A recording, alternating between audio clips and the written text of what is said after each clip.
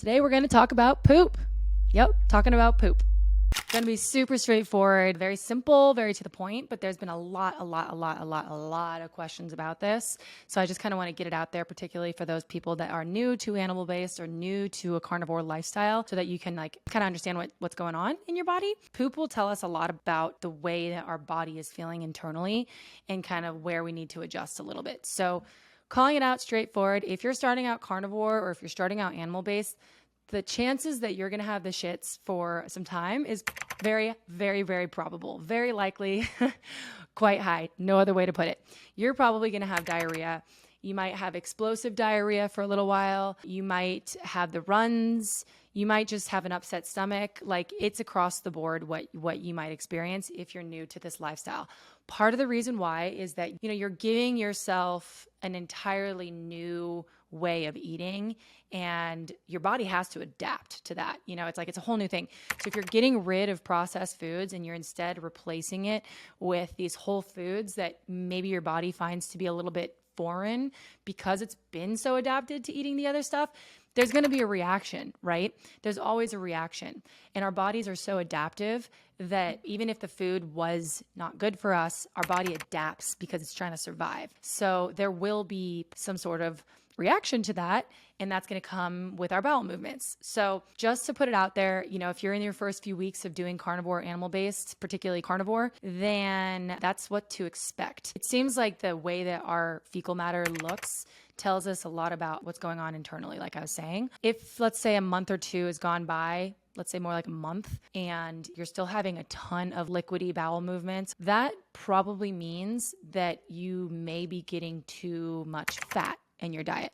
Conversely, if you're having really, really hard bowel movements and, you can see the cracks in it and all that, that probably means you're not getting enough fat in your diet. So a way to adjust for this, the lever to play with here is basically fat. What I've always done was just get beef, bacon, and eggs to start out with. So I talk about this a lot. I also have a video here, but I do start out with those foods because there's a lot of fat in there. But then I also tend to want to supplement my diet with a little bit more fat, because fat is basically what our body is craving. Our brain is craving it. Our body's craving it. We're becoming fat adapted, so we're trying to use it as fuel. And it also is what makes us full. But I supplement with what's called tallow. And tallow is another way of naming beef fat, basically. It's in a jar. You guys can buy it in a link below if you are looking to supplement with more fat, if you're noticing something with your fecal matter isn't quite right. So totally up to you. But that's what you can do to supplement if you're seeing these kinds of issues coming up. The other thing that happens is sometimes coffee can be a thing. So I do drink coffee. Coffee is the best thing ever. I love it. I gave it up for 3 months, thought it was nice. It was very peaceful. And then I realized that I actually can harness the power of caffeine,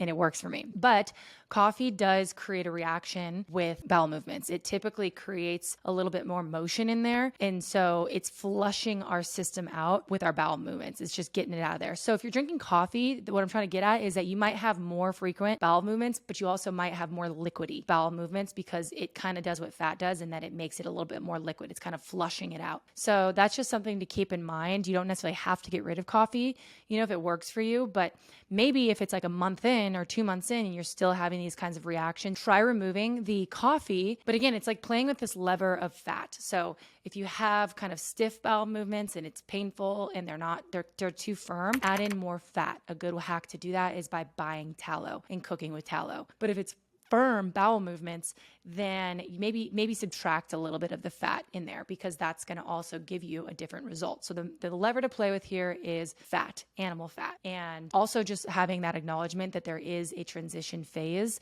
when you're new to this lifestyle, especially if you've been eating a lot of processed foods, or if you've been eating a lot of vegetables, or if you've been eating a lot of grains and that kind of stuff. There's going to be a transition phase, simply because our body is adaptive and it adapts to everything all the time. The other thing to mention about bowel movements is that you have less of them when you're doing the carnivore lifestyle. You just do. A lot of people think that they're constipated when they are doing this lifestyle, because they're like, oh my God, I'm not going as much. I haven't gone more than once this week. You're not actually constipated.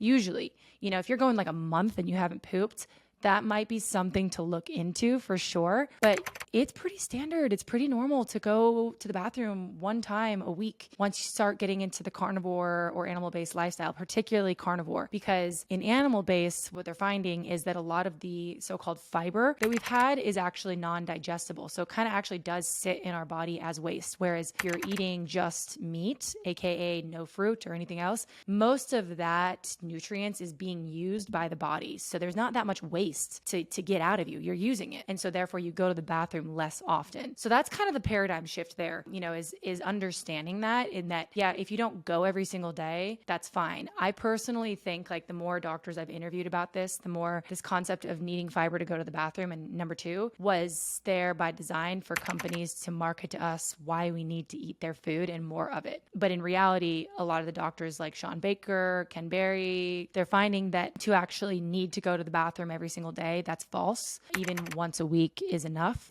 It's more to do with the quality of your poop versus the, quantity of times you're going. Don't worry if you haven't gone to the bathroom in like a week.